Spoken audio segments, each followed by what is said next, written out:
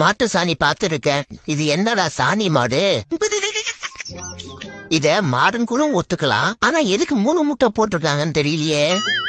இது என்னவா இருக்கும்? எந்த பக்கம் பார்த்தாலும் கண்டுபிடிக்க முடியலையே. இது என்னடா கொடுமை? மாடை பொங்கல் வைக்குது. பாக்குறவ குழம்பிட கூடாதுன்னு மாடுன்னு எழுதி வச்ச அந்த மனசு இருக்கே, அதான் கடவுள். குத்து மதிப்பா இத மாடுன்னு கூட ஏத்துக்கலாம். அந்த கண்ணுக்குட்டி நினைச்சாதான் கண்ணு கலைஞ்சது. ஓ, இலையில இருக்க சாப்பாட எறும்பு சாப்பிட வருதா? இது என்ன பிரமாதம்? இதை விட ஸ்பெஷல் ஐட்டம் ஒண்ணு இருக்கு. இந்த கோலத்தை பார்த்ததுக்கு அப்புறம் தான் நிறைய பொங்கல் சாப்பிடுன்னு தெரியுது.